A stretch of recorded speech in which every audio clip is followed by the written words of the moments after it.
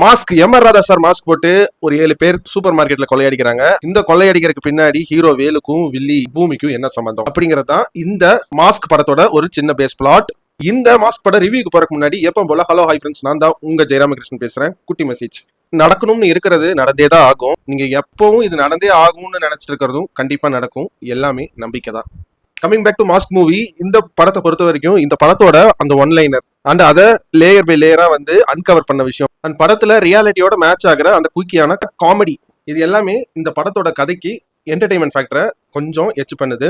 And படத்தோட comedy முக்கியமா work out ஆகுறதே படத்தோட காமெடி தான். டைமிங் எல்லாம் டைரக்டர் எங்கிருந்து பிடிச்சி எப்படி எழுதுறாரு, எப்படி இப்படி எல்லாம் யோசிக்க தோணுதுன்னு தெரியல. ஏன்னா அந்த அளவுக்கு நம்ம கண்டிப்பா இந்த மாதிரி காமெடி எல்லாம் வந்து கேள்விப்பட்டிருப்போம். பட் ஆனா இந்த கதைக்குள்ள அது எப்படி வந்து ஸ்கிரீன் பிளேல வந்து ஸ்டேஜ் பண்ணி கொண்டு வந்தாருங்கிற விஷயத்தை வந்து பார்க்கும்போது ரொம்ப நல்லாவே இருக்கு படத்துல. அதுவும் அந்த சீன்ஸுமே நல்லா தியேட்டர்ல ஒர்க் அவுட் ஆயிடுச்சு எனக்கு. அண்ட் படத்தோட ஆக்டிங் பெர்ஃபார்மன்சஸ் எல்லாருமே தங்களோட பெஸ்ட்டை கொடுத்துருக்காங்கன்னு இந்த படத்துல என்னால சொல்ல முடியல. ஏன்னா இந்த படத்தோட கதை அண்ட் இந்த படத்தோட இதை எடுத்துக்கிட்டீங்கன்னா பெர்ஃபார்மன்ஸ்ல நிறைய ஸ்கோர் பண்ண வேண்டிய சீன்ஸ் எல்லாமே நிறைய இருந்துச்சு. அண்ட் ஹீரோவை பெருசா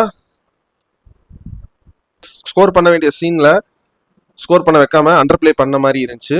அண்ட் எடுத்தோம் கவுத்தோன்னு நிறைய சீன்ஸ் எடுத்த மாதிரி இருக்கு. ஹரிபரியில இந்த படத்தை எடுத்து முடிச்சிடணும், கிடைக்கிற டைம் எல்லாம் இந்த படத்துல இருக்கிற சீன்ஸ் எல்லாம் எடுத்துடணும் அப்படின்னு ஒவ்வொரு சீனுக்கும் கனெக்ட் இருக்கிற மாதிரியே வந்து ஒரு அந்த எமோஷனல் கனெக்ட்ங்கிறது சுத்தமா வந்து படத்தை எனக்கு ஃபீலாவே இல்லை. என்னை பொறுத்த வரைக்கும் இந்த படத்தை ஒரு full and full out and out comedy and suspense கலந்து அந்த ஒரு காமெடி மீட்டர்லயே மெயின்டைன் பண்ணிருக்கலாம்னு தோணுச்சு. சீரியஸா இந்த விஷயத்தெல்லாம் பேசுறேன்னு சொல்லிட்டு இதுல பாலிடிக்ஸை கொண்டு வந்ததா இருக்கட்டும், ஒரு டிராபிகிங் நடக்கும் படத்துல அந்த விஷயத்த கொண்டு வந்ததா இருக்கட்டும், இதெல்லாம் ஒட்டவே இல்லை படத்துல. அது வந்து இந்த படத்துல எந்த அளவுக்கு காமெடி சீன்ஸ் ஒர்க் ஆச்சோ, இந்த சீன் சீரியஸா நம்ம வந்து யோசிக்க வேண்டிய சீன்ஸ் எதுவுமே வந்து பெருசா ஒர்க் அவுட் ஆகவே இல்லை எனக்கு. ஃபில்லர்னு சொல்றதோட இப்போ ஒரு கொஸ்டின் இருக்கு, அந்த கொஸ்டினுக்கு வந்து எனக்கு ஃபர்ஸ்ட் லைனும் லாஸ்ட் லைனும் தெரியும், நடுவுல வந்து கதை அடிச்சிடலாம் தெரிஞ்சதை வச்சு, இது பேப்பர் ஃபில் பண்ணா போதும் அப்படிங்கிற மாதிரி நிறைய சீன்ஸ் எதுக்கு இந்த மாதிரி வச்சாங்கன்னு மாதிரி இருந்துச்சு.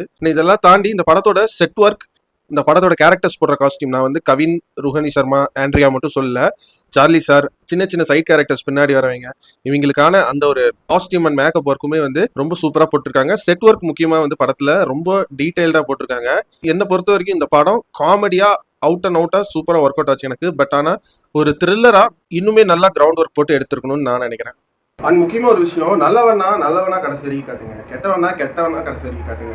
அது என்ன கதைக்காக, கமர்ஷியல் எலிமெண்ட்டுக்காக கடைசியில நல்லவனா இருந்தவன் எப்படி கெட்டவனா மாறினா பாரு, கெட்டவனா இருந்தவன் எப்படி நல்லவனா மாறினா பாரு அப்படின்னு ரொம்ப நம்பும்படியா இல்லாம காட்டாதீங்கன்னு தான் நான் சொல்றேன். ஏன் அவன் கெட்டவனாதான் இருந்துட்டு போறானே அப்படிங்கிற மாதிரி தான் எனக்கு படம் இந்த படத்துல பார்க்கும்போது இருந்துச்சு. இல்ல நான் கெட்டவன் தான் இருந்தாலும் நான் எச்சை இல்லை அப்படின்னு எல்லாம் சொல்றது செட்டே ஆகலை இந்த படத்துக்கு எனக்கு. இல்லை சப்போஸ் நீங்கள் வந்து அப்படிதான் காட்டி ஆகணும் அப்படின்னா அதுக்கான ஒரு ஸ்ட்ராங்கான வேலிடான பாயிண்ட்டை வந்து படத்தில் வச்சிருக்கணும். அதை ஜஸ்டிஃபை பண்ணுறதுக்கு இந்த படத்தில் எதுவும் வைக்கல அண்ட் பத்தலன்னு தான் நினைக்கிறேன். இந்த படத்தோட பெரிய ப்ளஸ்ஸாக நான் பார்க்கறது, சில சீன்ஸ் எல்லாம் இது வரைக்கும் காட்டினா போதும்னு எடிட்டர் எடுத்த டெசிஷன் ரொம்ப நல்ல டெசிஷனாக இருந்துச்சு சில சீன்ஸில். அந்த வகையில் படத்தில் அந்த எடிட்டிங் பேசுங்கிறது எங்கேயுமே மேலேயும் கீழேயும் போகாமல் ஒரு சட்டிலான மீட்டர்ல மெயின்டைன் பண்ணியிருந்தார் இந்த படத்தோட எடிட்டர் ராமர். அதே மாதிரி இந்த படத்தோட பெரிய பிளஸ் தான் நான் பார்க்கறது, இந்த படத்தோட மியூசிக் டைரக்டர் ஜிவி பிரகாஷ் தான். படத்துல கிட்டத்தட்ட ஒரு 5 சாங் கிட்ட வரும். எப்போ வந்துச்சு எப்போ போச்சுன்னே தெரியாது. ஏன்னா அந்த அளவுக்கு ரொம்ப சூப்பரான மியூசிக்கும் போட்டிருக்காரு. அவர் படத்துல இந்த சாங்ஸ் எல்லாம் வச்சிருக்காரா அப்படின்னு யோசிக்கிற அளவுக்கு இந்த படத்தோட எடிட்டர் ஒரு நல்ல எடிட்டிங் ஒர்க்கை வந்து இந்த படத்துக்கு கொடுத்துருக்காரு. ஸோ இது முழுக்க என்னோட ஒப்பீனியன் தான். உங்களுக்கு இந்த படம் பார்க்கும்போது சில விஷயங்கள் புதுசாக தெரியலாம். அண்ட் இந்த விஷயத்தையெல்லாம் இந்த மாதிரி சஸ்பென்ஸாக வச்சு கடைசியில் ரிவீல் பண்ண விஷயம்லாம் எனக்கு ஒர்க் ஆச்சு அப்படின்னு நீங்கள் ஃபீல் பண்ணலாம். ஸோ ஸ்பாய்லரே இல்லாமல் இந்த மாஸ்க் படத்தில் நான் சொல்ல வேண்டிய விஷயத்தை எல்லாத்தையும் கவர் பண்ணிட்டேன்னு நினைக்கிறேன். நீங்கள் இந்த மாஸ்க் படம் பார்த்துருந்தீங்கன்னா உங்களோட ஒப்பீனியன் என்ன, ஸ்பாய்லர் இல்லாமல் நான் எல்லாத்தையும் கவர் பண்ணிட்டேன். அண்ட் உங்களுக்கு என்ன இந்த படத்தில் ஒர்க் அவுட் ஆச்சு அப்படிங்கிறதையும் சொல்லுங்கள் கமெண்ட்டில், நான் தெரிஞ்சுக்கிறேன். இந்த விஷயம் நீங்கள் வந்து சரியாக கவனிக்கல, தப்பாக இந்த வீடியோவில் சொல்லியிருக்கீங்க அப்படின்னாலும் கமெண்ட் பண்ணுங்கள், நெக்ஸ்ட் டைம் நான் அதை திருத்திக்கிறேன். ஸோ ஆக மொத்தத்தில் இந்த மாஸ்க் படத்துக்கு என்னோட ரேட்டிங் என்னன்னு கேட்டிங்கன்னா 100க்கு ஒரு 45 மார்க்ஸ் தருவாங்க. மாஸ்க் எ ப்ராமிசிங் ப்ரிமைஸ் வேஸ்டட் இன் uneven emotional feel.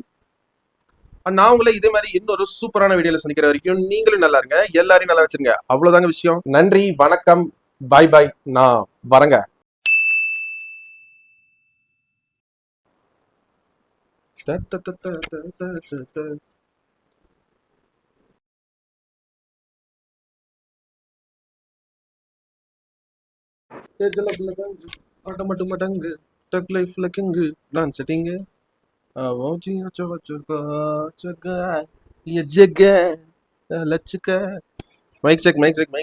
Mic check. Mask super hero mask MR Radha sir mask போட்டு இந்த மாஸ்க் பட ரிவ்யூக்கு போற இந்த மாஸ்க் பட ரிவ்யூக்கு போற நடக்கணும்னு நீங்க நினைச்சிட்டே இருக்கிறதையும் நீங்க அந்த குறுக்கியான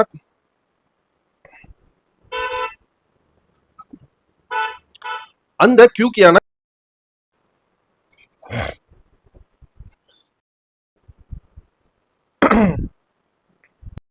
படத்துல முக்கியமா கண்டிப்பா இந்த மாதிரி காமெடி எல்லாம் வந்து தியேட்டர்ல ஒர்க் அவுட் ஆயிடுச்சு எனக்கு.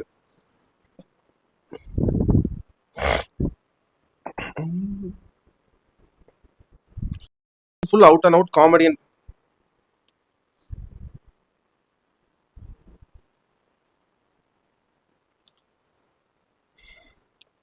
காமெடியன் சஸ்பென்ஸ் நடுவில் வந்து கதை அடிச்சிடலாம் தெரிஞ்சதை வச்சு இதுக்கு முன்னாடி எழுதின எக்ஸாம்ல இப்படி தானே பேப்பர் ஃபில் பண்ணா போதும் அப்படிங்கிற மாதிரி போட்டிருக்காரு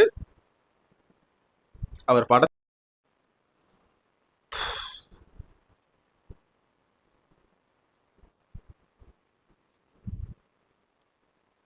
ஸோ ஸ்பாய்லர் சந்திக்கிற வரைக்கும் நீங்களும் நல்லா இருங்க, எல்லாரையும் நல்லா வச்சிருங்க, அவ்வளவுதாங்க விஷயம். நன்றி,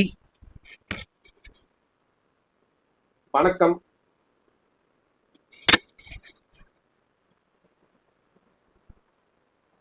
நன்றி, வணக்கம், பாய் பாய், நான் வரங்க.